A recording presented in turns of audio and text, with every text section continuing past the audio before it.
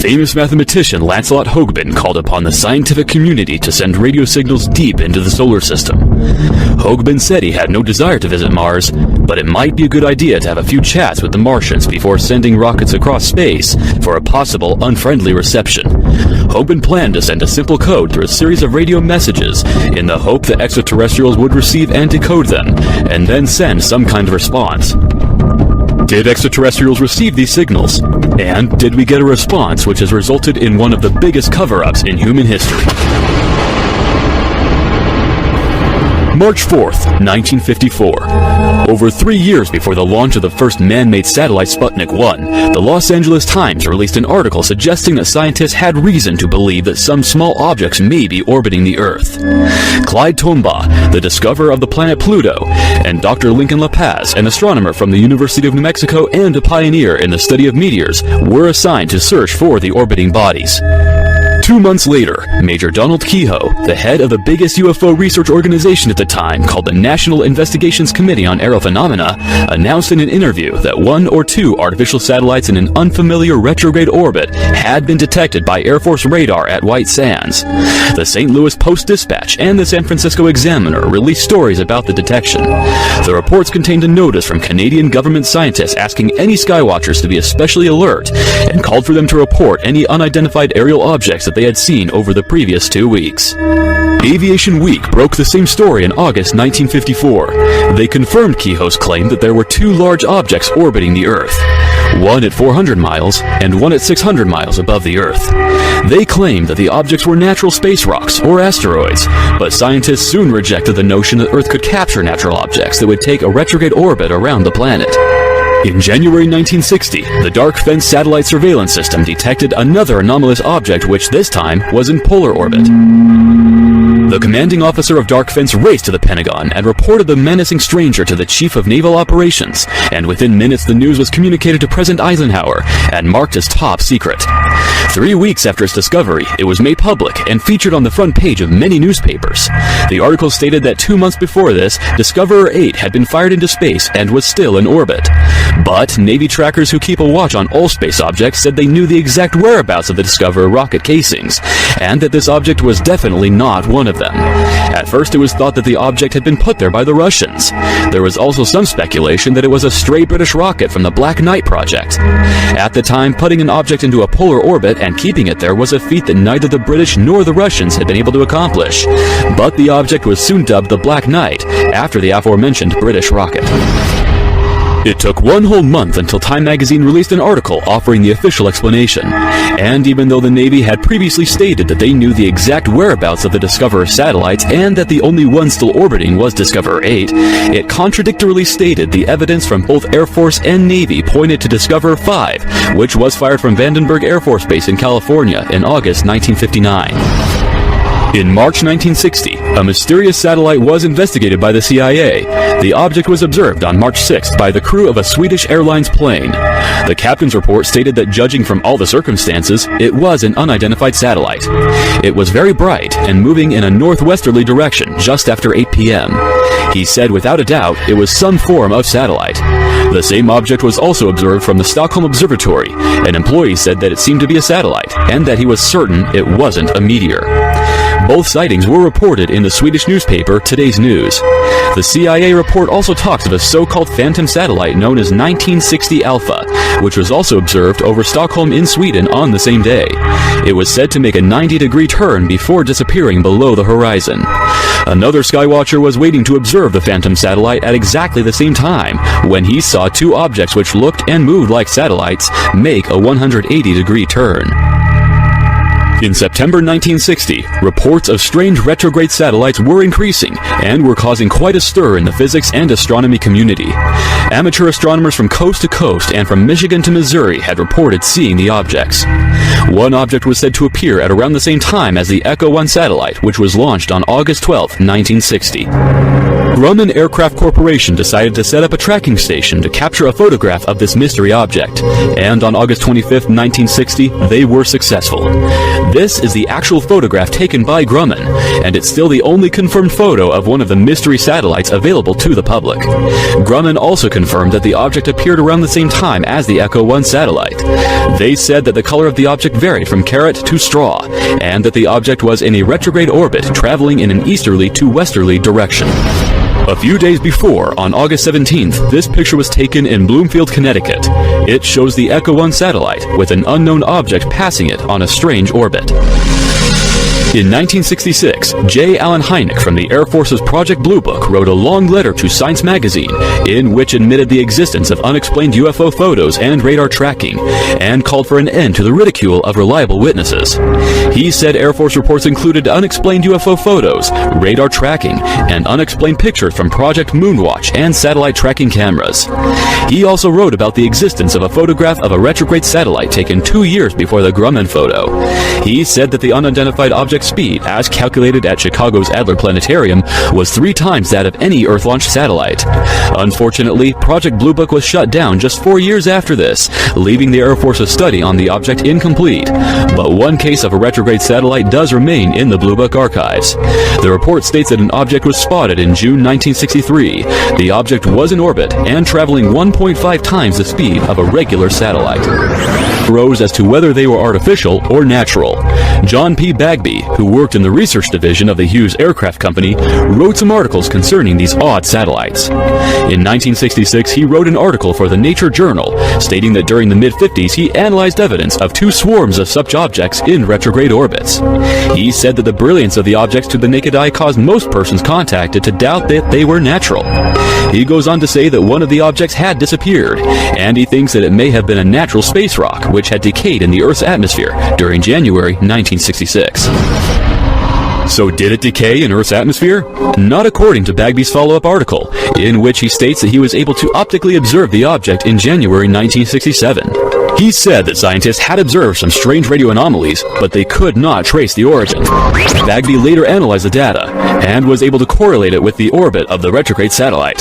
He also suggests that the objects have changed orbit.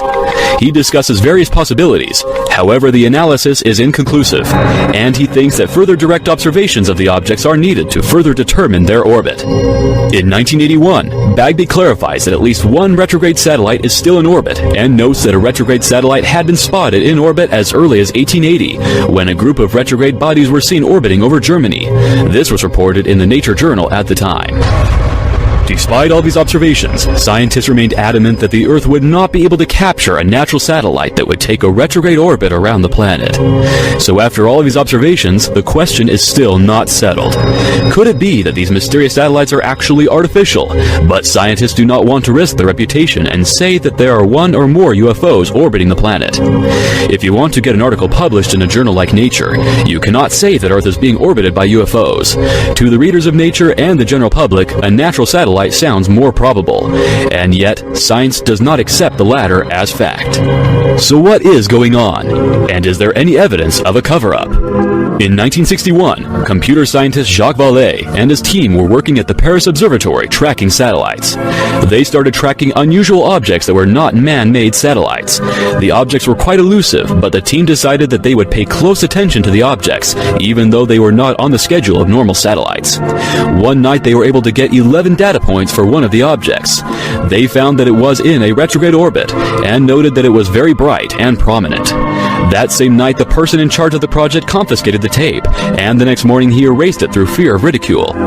These events contributed to Vallée's long-standing interest in the UFO phenomenon. In an interview, Vallée stated that other observatories had made exactly the same observation, and that there was a lot of data that was never published. Adler Planetarium director Robert L. Johnson and his colleague Frank Judson had been studying a mysterious orbiting object which would intermittently appear. Speaking in a Newsday interview in 1960, they both positively stated that the object was not an artificial satellite or space rock. Judson said the object didn't maintain a regular schedule like other orbiting bodies, and that it appeared some nights, and some nights it didn't. They also confirmed that when it did appear, it was usually at about the same time as Echo 1, but going in the opposite direction and about twice as fast. The object was orbiting the planet at an incredible speed, and it remained unidentified. But when Judson was asked the inevitable question, he said he doesn't know what the strange object is, but he doesn't believe in UFOs. Finally, in 1954, Captain Howard T. Orville, head of the President's Weather Control Commission at the White House, was questioned on WFBR radio by Lou Corbin, who served in the U.S. Army Intelligence Corps during World War II. He was asked if he knew of any condition under which two objects could enter the Earth's atmosphere and pick up orbiting at 400 and 600 miles out.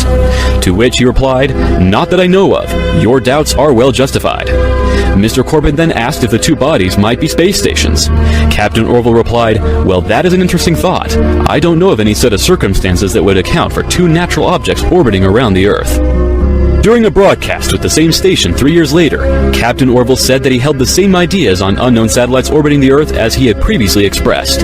When asked if there was any new information about the unknown satellites, Captain Orville said that it appeared that the military might have kept the matter from publication. "From the American people?" asked Mr. Corbin. In reply, Captain Orville said he did not wish to call it a deliberate cover-up. He then added, "But we didn't hear any more about it, did we?" So there we have it. Evidence of a cover-up, and the answer to why scientists do not accept that the Earth could capture natural satellites in a retrograde or polar orbit. Because whatever these things are, there is an enormous amount of evidence which suggests that they are not natural. They didn't maintain a regular orbit. They appear and disappear, and have an odd color. They also change direction and reflect radio signals, which is impossible for natural objects. In more recent years, we have multiple UFO reports from astronauts and numerous videos of various space shuttles being tracked by UFOs whilst in orbit, adding to the evidence that the Earth is being visited. Maybe Lancelot Hogan's radio signals did prompt these strange satellites to appear in orbit around the Earth, or maybe they have always been here. The true origins of these mysterious objects may never be known.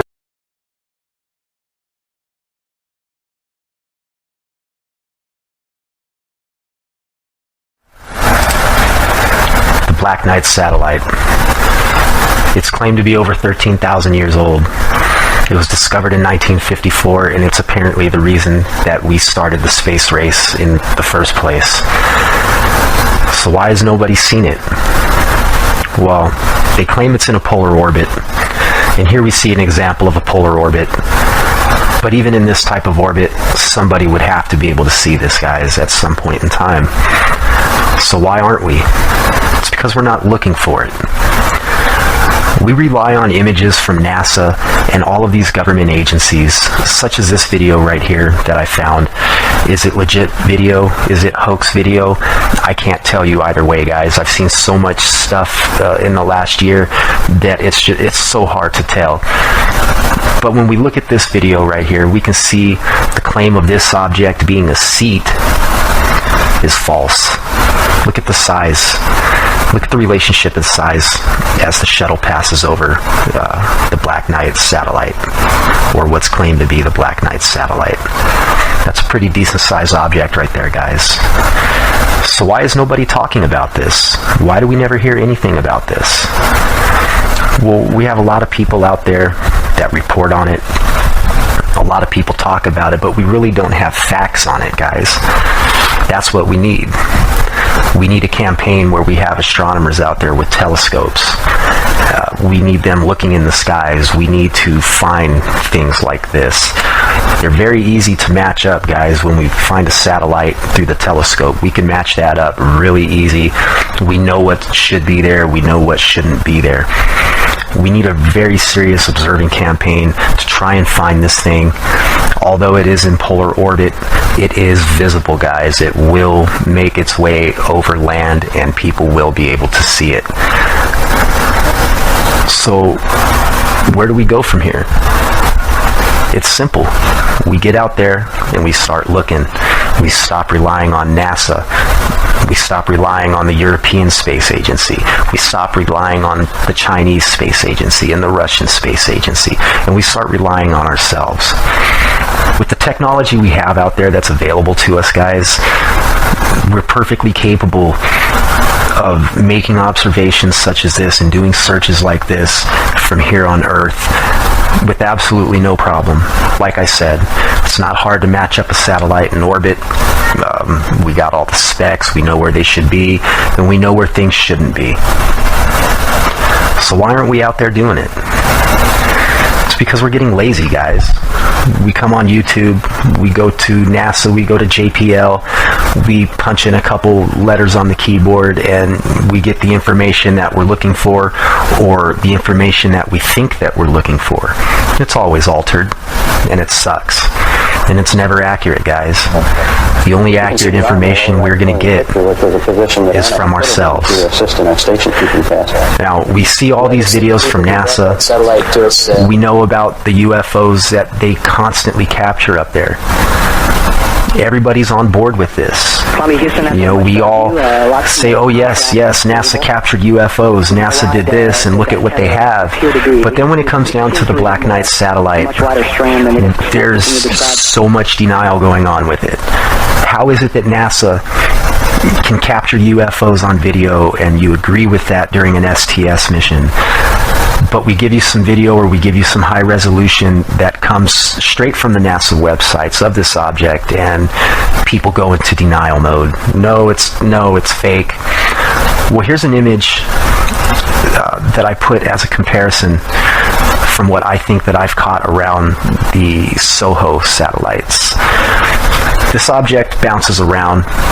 This is the rumor. One day it's here, another day it's there. We don't know, guys. We really don't know, and that's the whole point. We don't know, but we want to know. Welcome back to UFO Planet. I better try that again. Welcome back to UFO Planet. Now we're going to head right into our interview with Bob Figuera. A few weeks ago, I gave Bob an assignment to do some research on the Black Knight satellite. There was a lot of questions and a lot of requests coming in to have something on the program about that. So Bob went out and he looked for pretty much everything that was out there, read through it, studied it, and then I interviewed him about it so that he could share that information with the rest of us. So let's get that interview started right now. We're here again with Bob Figuera. Bob is joining us from Brook Trails, California, in the United States of America, and Bob was on special assignment for UFO Planet. He was sent out to find out as much information as he could about the Black Knight satellite that is allegedly orbiting Earth. Welcome to the program again, Bob. Hey, thanks, Darren. It's nice to be here. Well, it's nice to have you. So, Bob, you had a pretty tough assignment on your hands there. There's a lot of information to sift through, I can imagine. So, kind of give me a synopsis of what you found there. Okay. The whole Black Knight thing is, mysterious satellites have been orbiting the moon and the Earth, and there are a bunch of different opinions on what it is, where it came from, and how it got here, and why, and all that stuff. And it's gone a lot of different directions. Okay, let's just start off here with the basics first.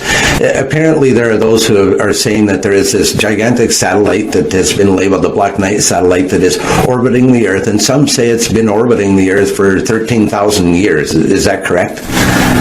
Yeah, some say 13, some say 15,000. It all started in 1899 with Nikola Tesla. Okay. Technology man of the century, and I guess he got the first message, but he wasn't able to decipher it or didn't have the technology to really figure out where it came from. Okay. So in 1920, a bunch of college ham operators, like a group of ham operators, they received the first message. They weren't able to do anything with it either. The technology wasn't there. Okay. It wasn't until like 1927 or 28 where they actually got their echo radio transmission technology down, where they could actually triangulate a position of an origin of a signal. Okay, and that wasn't done by the college students, so that was done by military officials, is that correct? It was basically a Norwegian professor of mathematics in the University of Oslo. Oh, okay. And then one other guy, chief consultant from the Naval Operations Center. They all got together with their technology, combined their technology and information. They were able to ascertain the distance that this thing was based on the echo time delay. What kind of distance did they find it was sitting out at? Originally, they said it was 6,200 miles, something like that. Okay. It was out there ways. Okay. Now, also, carry on there. Now, when did the Soviets come into the picture? Well, that would be 1957 where they first launched Sputnik 1. They actually saw this thing in polar orbit on the moon, around the moon. Okay. And it was a... It was a difficult target. They could never rely on it because they didn't understand the nature of its orbit. Okay. So they didn't know where to be, where to look for it, because it was always changing. Okay, now then we move on. So that's the Soviets seeing it with Sputnik. And then we move ahead a little bit, not too much, and apparently some sort of a satellite that we had up, or the Americans had up at that time, was able to capture some of the first photographs of the satellite orbiting Earth this time. Yeah. From what I understand is that the information they got from the Soviets gave them the intention for their Discovery 5 mission.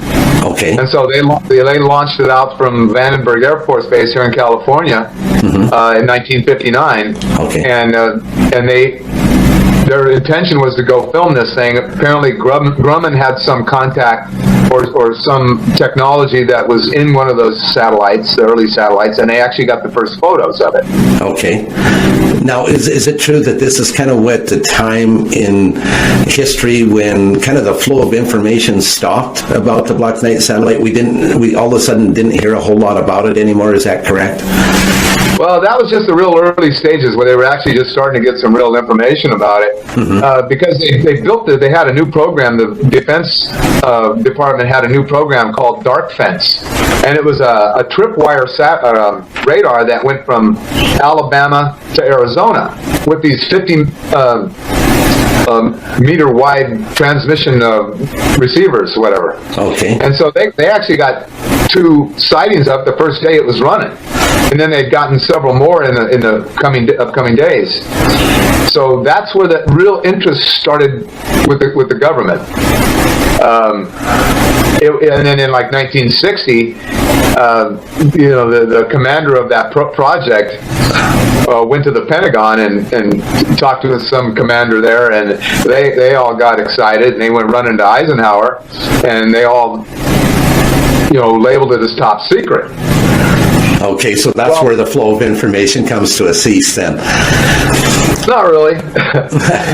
It changed orbit from the moon to Earth in 1960, and they thought it was a new satellite. But apparently, somehow, either their first assumptions were wrong and it was actually been in polar orbit, so the Soviets didn't know this, and they thought it was a new satellite. But apparently it had been going around the Earth above them, because when their orbit was at 200 miles, this thing was way above them. Right. And they could only see it when it was out in front of them, because it was always over their head. Okay. Right. So that led to some confusion then at the time. Yeah. Well, all this stuff was all brand new to them and stuff. Oh, and, absolutely. Now, how do we advance up? Sorry, go ahead. It wasn't until like 73 with this writer. He was an astronomer, a writer, Scottish guy, Duncan Lunan. He was the guy who was able to take this radio signal and decipher it. Okay. And that was pretty interesting, because that was the first indication that we had what the intent of this satellite was. And it was simply stated. It says that our home is Epsilon Bootes, which is a double star. We live on the 6th planet of 7, counting outwards from the sun, which is the larger of the 2 suns. Our 6th planet was 1 moon. Our 4th planet has 3 moons. First planet has 3. The first and third planets each have 1 moon. And they say our probe is orbiting your moon. Interesting. Yeah, and then it gives an update to this constellation. Okay, so just so I understand it correctly and the viewers understand it correctly, this scientist deciphered the message that was being transmitted by this satellite, and that's what he said. That's what he speculated that it said. I'm not sure how much speculation, how much technology was, created that message. He was a writer. Mm-hmm. So it kind of got... There might have been some Hollywoodization of that. Is that what you're saying, potentially? Possible, but, up to that point, there was no speculation as to why this thing was here. I mean, and it was only in calculating... He had a good enough data where he could calculate the position of the stars in that constellation and determine that That's the way that constellation looked like 13,000 years ago versus the way it looks like today. Oh, very interesting. So that's why there is the speculation that that's about the time that the satellite was sent. Right. Oh, it all adds together there. Yeah, so now people are wondering, okay, well, if they put it up there 13,000 years ago, why would they do that? And many people have made speculations as to why, and I've read all the reports and stuff, and the way I see it, there's only 3 possible explanations. Okay. And that is that, the Black Knight was put over our planet because they had to leave our planet. And they wanted to leave a historical record of why they were there, why it was left there, and where they went. Okay. Interesting. Okay. Second. So, the second would be the development since we understand the time-space continuum thing, right? And that this is just simply a time capsule that was placed there by those off-worlders who actually live on that planet Butes in the Epsilon constellation. Okay. And number 3? Well, that would be that there was some new discoveries recently, and now this is on me, okay? I'm going to take responsibility for this because I came across some information that says that as our planet is changing, a global planet the global warming is changing the Siberian tundra to the point where now that the researchers can actually get deeper into Mother Earth, and because it's like a layer of trees. The deeper you go, the further back in history you go. Yes. And they discovered now that these new findings that they're having from the mammoths have yielded extremely high particulate levels of radiation.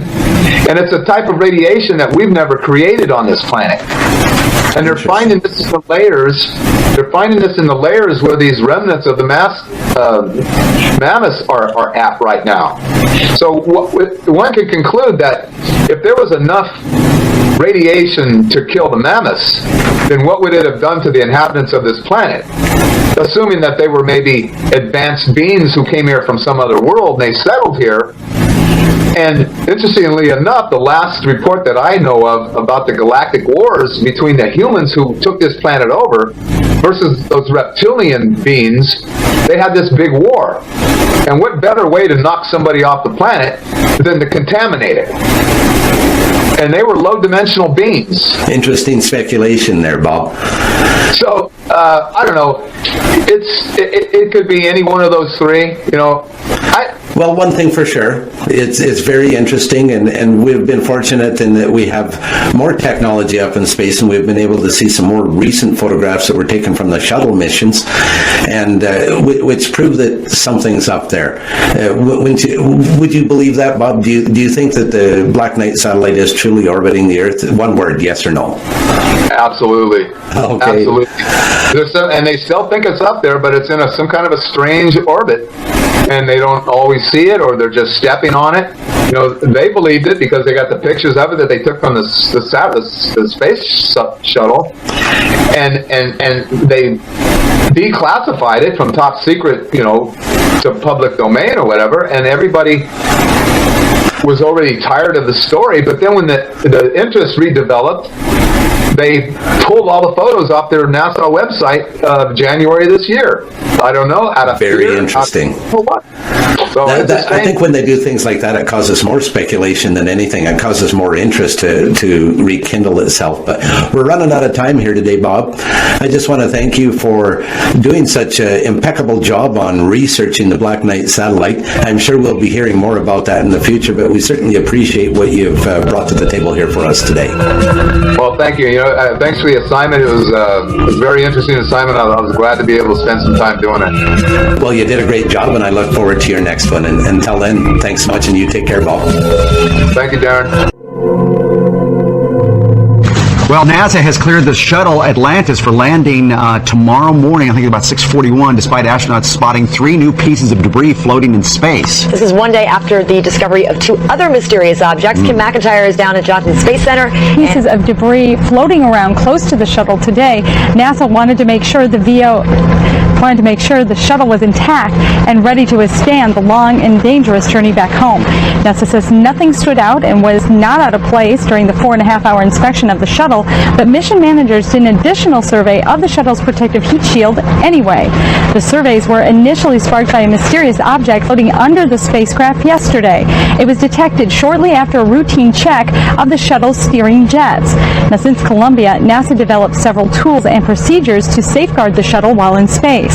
NASA admits they may never know exactly what the unknown objects are, but confirms the shuttle is ready to handle the 3,000-degree temperatures it will meet as it re-enters the Earth's atmosphere. Over the years, we have chased many of these things, maybe not with the visibility that this one has gotten, and rarely, if ever, been able to pinpoint exactly where they came from, and always finding out that it didn't pose us any hazard. 35,000 miles an hour can cause serious damage to the shuttle. So what could these things possibly be? I mean, a lot of people are writing in saying satellites. Pieces off could they be satellites? Pieces of satellites? Well, they're unlikely to be off a satellite because the fact that they're in the same orbit as the shuttle. They're floating along with the orbital. So more than likely it's something that was maybe dropped in the payload bay during the servicing of the shuttle, and during the thruster firings and the flight control checks yesterday, they floated up out of the bay and just started falling off. But I don't recall seeing this in recent missions. Is this something that happens frequently and it's just not reported? Occasionally. On my second mission.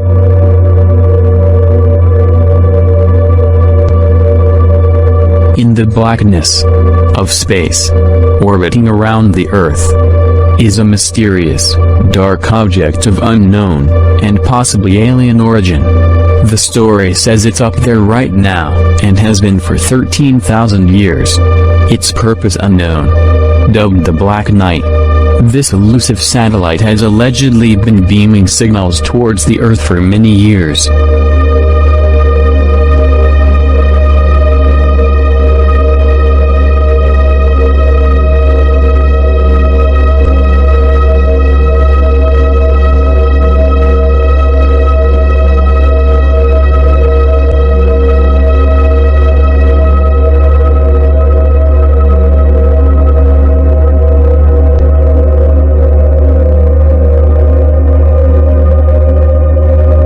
Nikola Tesla was a brilliant Serbian inventor who spent most of his career in the USA.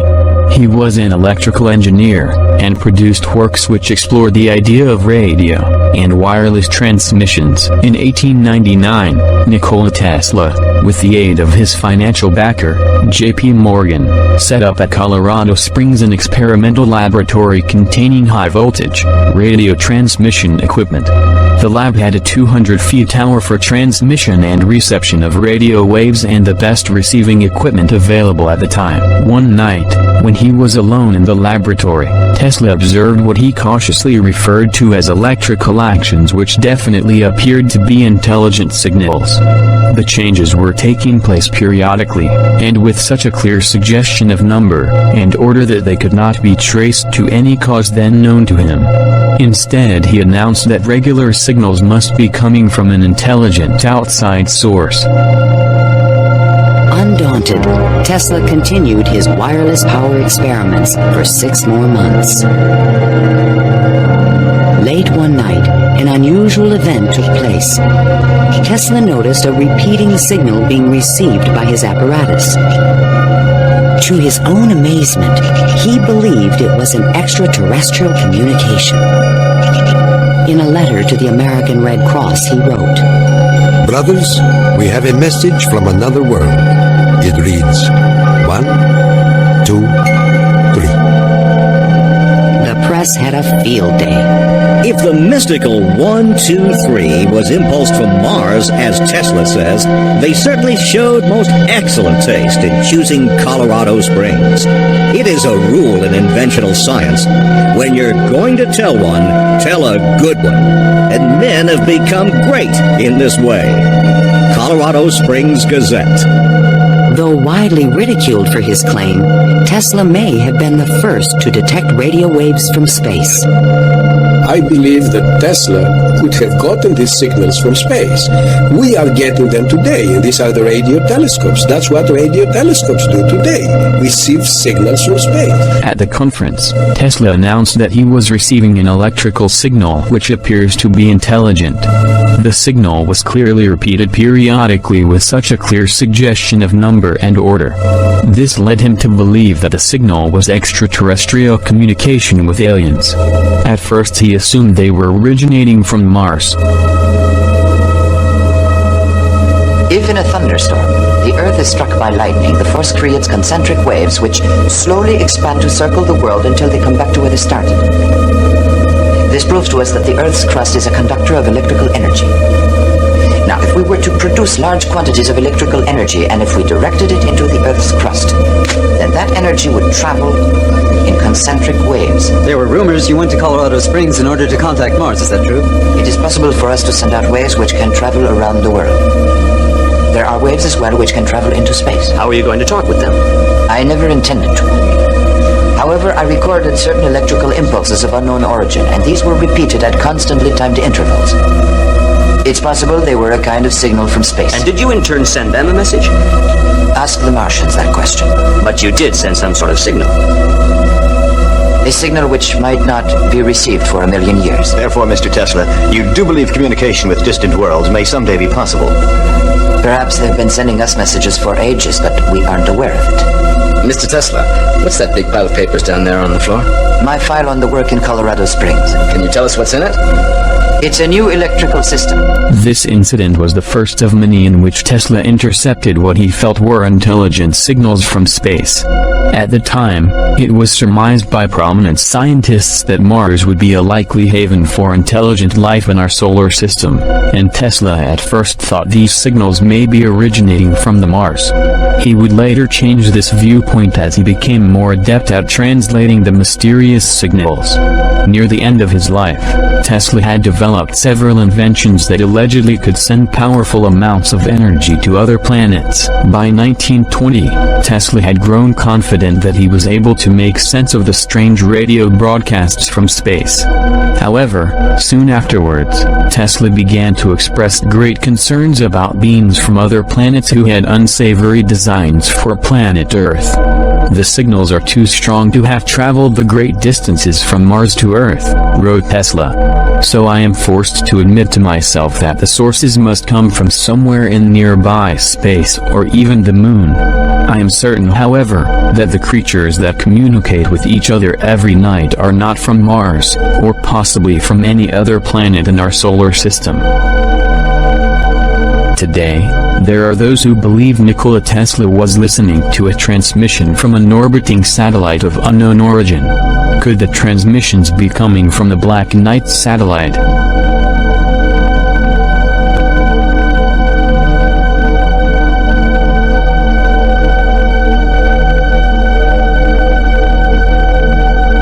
Guglielmo Marconi, an Italian inventor and electrical engineer, known for his pioneering work on long-distance radio transmissions, picked up strange radio messages from space.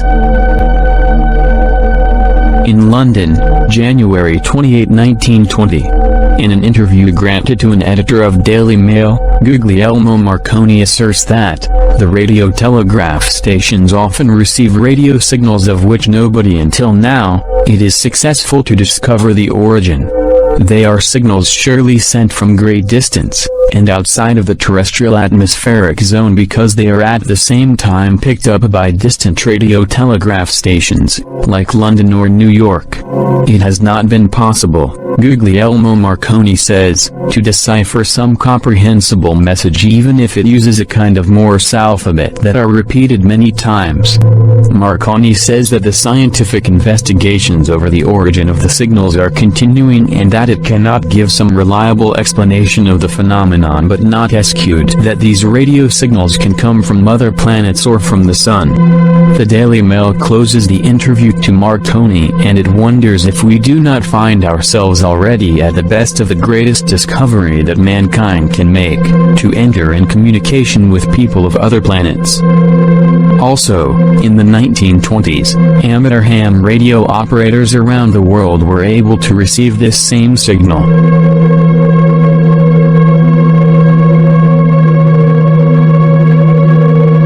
Still, he cautions that a few reports cannot be so easily explained. It is these reports that interest Donald Kehoe, sponsor of a theory that is growing in popularity.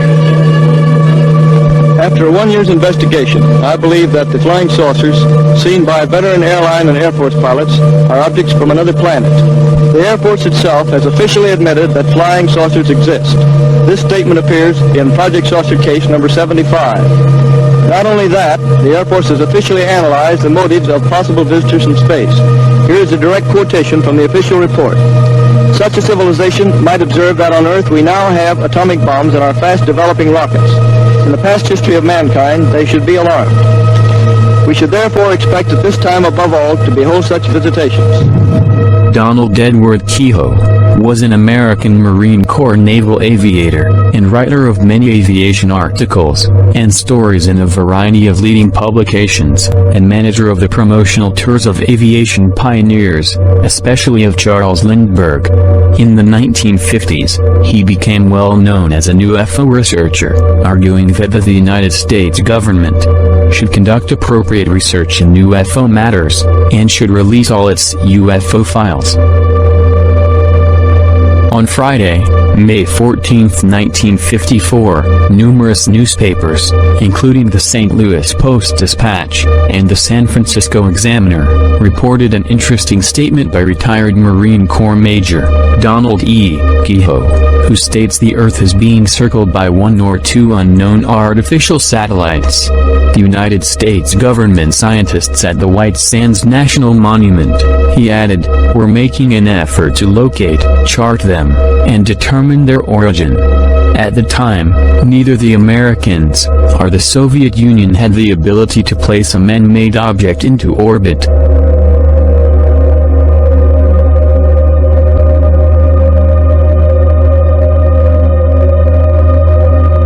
On August 23, 1954, Aviation Week magazine ran a story on two satellites that had been found at 400 and 600 miles out in space. They were termed natural satellites, even though this was later deemed a virtual impossibility, and later no such natural satellites were ever claimed. This is taken from the Short Aviation Week article.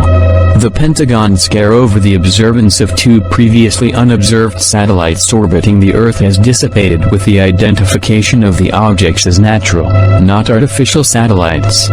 Dr. Lincoln La Paz, expert on extraterrestrial bodies from the University of New Mexico, headed the identification project.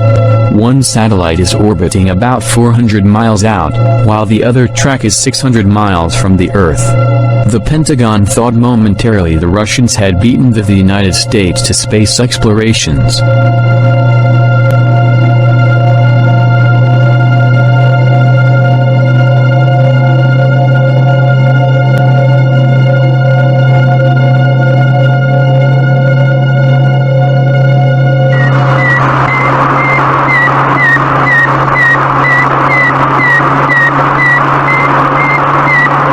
CBS Television presents a special report on Sputnik 1, the Soviet space satellite. Douglas Edwards reporting. Until 2 days ago, that sound had never been heard on this Earth. Suddenly, it has become as much a part of 20th century life as the whir of your vacuum cleaner. It's a report from man's farthest frontier, the radio signal transmitted by the Soviet Sputnik, the first man-made satellite as it passed over New York earlier today.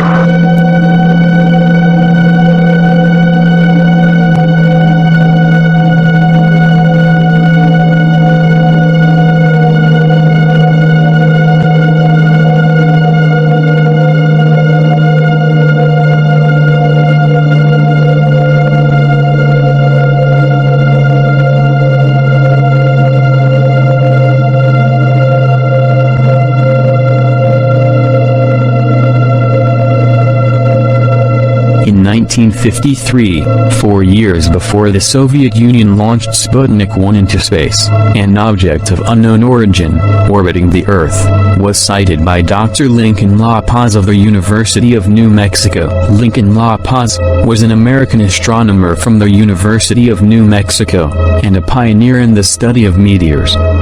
As more and more reports of unknown satellite sightings trickled in from around the world, the United States Department of Defense appointed distinguished astronomer Clyde W. Tombaugh, best known for his discovery of the dwarf planet Pluto in 1930, to run a search for the mystery object.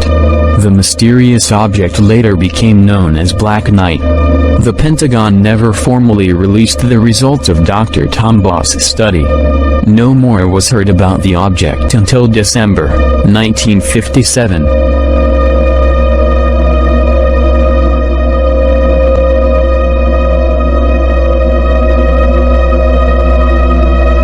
On December 18, 1957, at around 6 p.m., Dr. Luis Corrales, of the Communications Ministry in Venezuela, was taking pictures of Sputnik 2 as it passed over Caracas.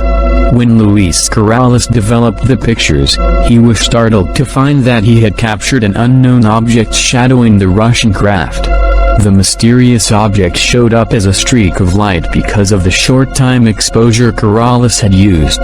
When researchers examined the photo, they concluded that the object wasn't a meteor or star. Instead, they determined that it was an unrecognizable kind of intelligently controlled craft that was able to deviate from the path of Sputnik 2, and then return to its side.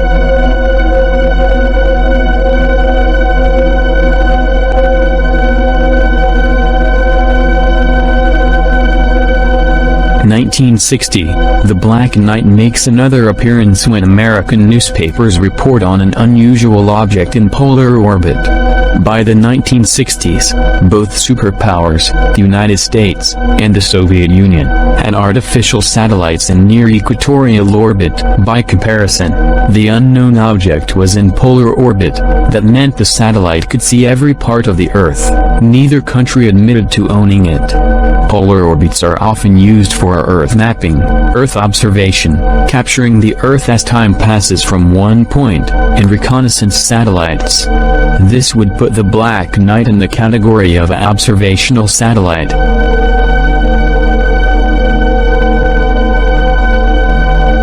Astronomers and scientists observing the object calculated its weight to be over 10 tons, which would be at that time the heaviest artificial satellite to orbit our planet. The Black Knight's orbit was unlike any other object orbiting Earth. This is what Robert L. Johnson, director of the Adler Planetarium, had to say about the object.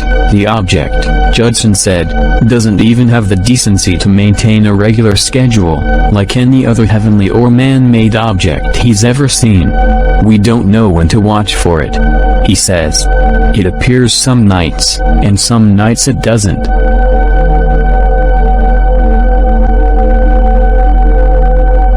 On September 3, 1960, 7 months after the satellite was first detected by radar, it was revealed that an unidentified object had been photographed in the sky over New York by a tracking camera at the Grumman Aircraft Corporation's Long Island factory.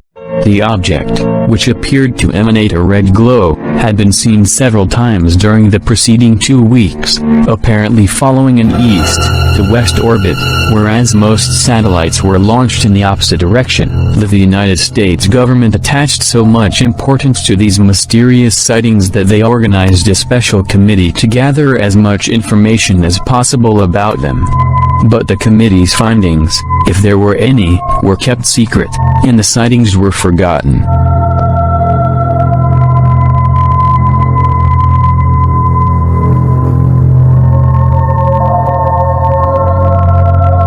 On January 31st, Dark Fence, the Air Force space surveillance system, detected 2 passes of what seemed to be an unknown space object.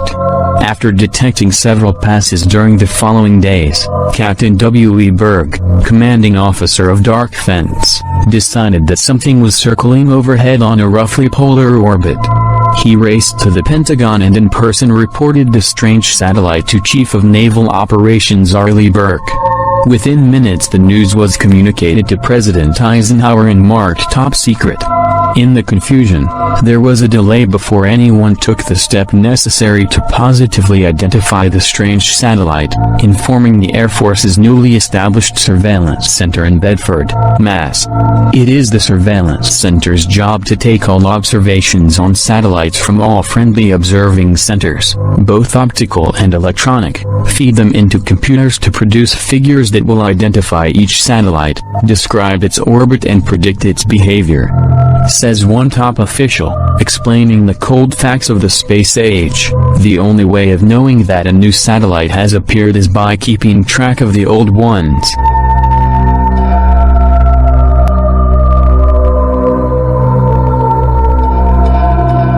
Gordon Cooper was an American aerospace engineer, test pilot, United States Air Force pilot, and one of the 7 original astronauts in Project Mercury, the first manned space program of the United States. Cooper piloted the longest and final Mercury space flight in 1963. He was the first American to sleep in space during the 34-hour mission and was the last American to be launched alone to conduct an entirely solo orbital mission.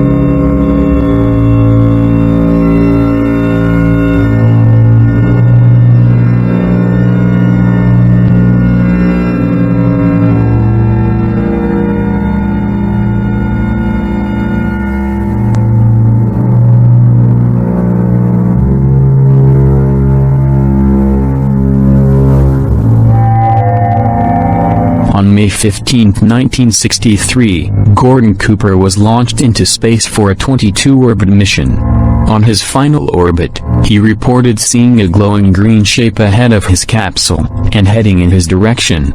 It is said that the Muchia tracking station, in Australia, which Cooper reported this to, was also able to pick it up on radar traveling in an east-to-west orbit. This event was reported by NBC, but reporters were forbidden to ask Cooper about the event on his landing. The official explanation is that an electrical malfunction in the capsule had caused high levels of carbon dioxide, which induced hallucinations.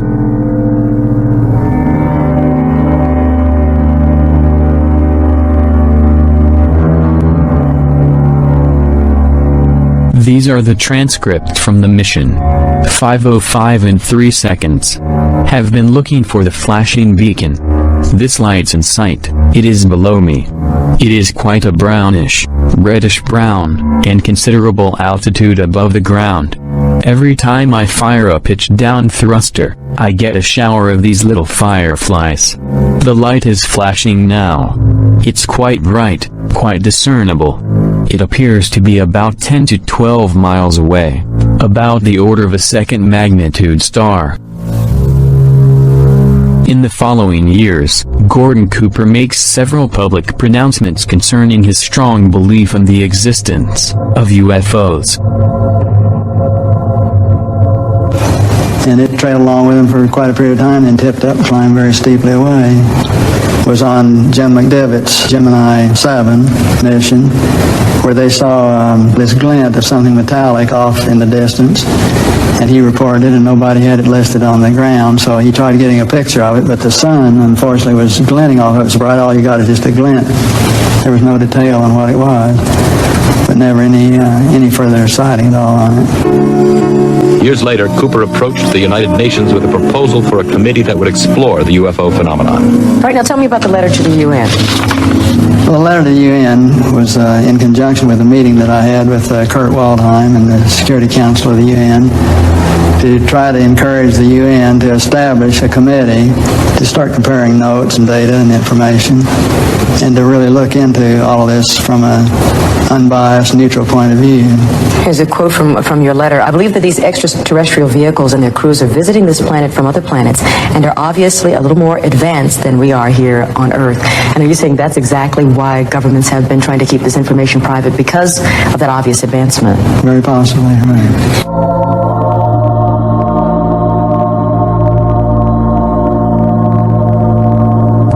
1973, in an article in Spaceflight, the magazine of the British Interplanetary Society, Duncan Lunan, an astronomer and science fiction author, said he had identified and deciphered a hidden radio message sent by an alien space probe that had been caught, but overlooked in the late 1920s by a collaboration of Norwegian and Dutch researchers who were studying the long-delayed echo effect.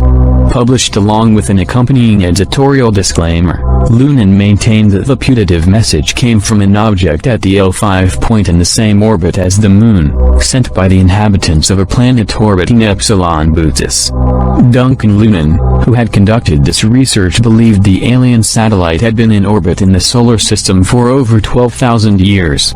He believed its purpose was to intercept and return signals at delayed intervals so that eventually scientists on Earth would realize what was happening. Writing in 1973, Lunan believed the decoded intervals also gave out the following information: our home sun is Epsilon Bootis. It is a double star. We live on the 6th or 7th planet, counted from the sun, which is the larger of the two. Our 6th planet has 1 moon, our 4th planet has 3, and our 1st and 3rd planets 1 each. Our satellite is in orbit around your moon.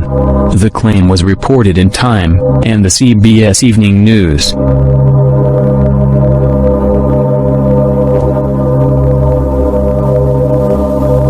When start, Endeavour's onboard computers have primary control of all the vehicle's critical functions.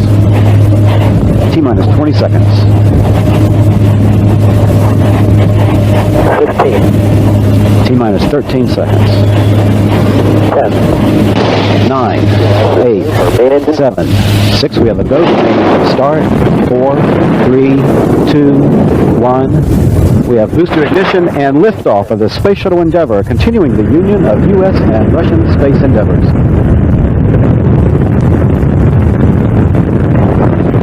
1998.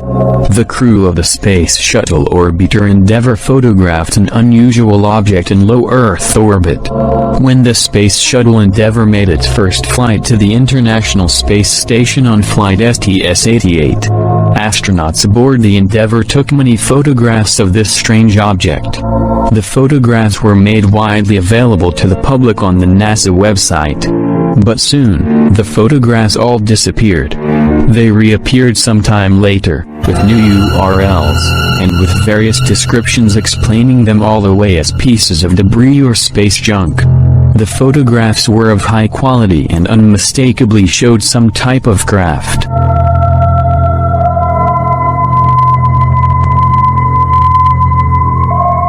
These are the photographs taken by the Endeavour.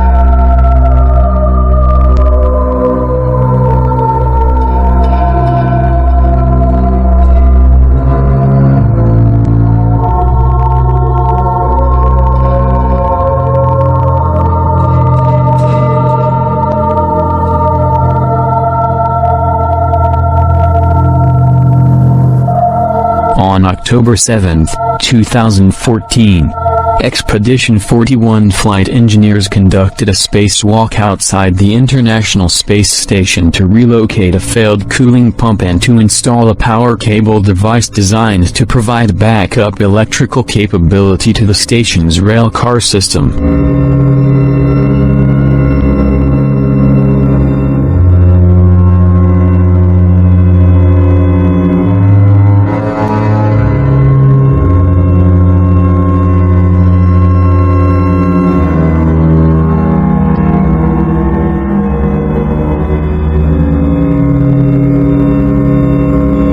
In the background, beneath the astronauts, suddenly, a mysterious craft appears, and hovers for a few seconds. This event was captured on NASA's live camera feed.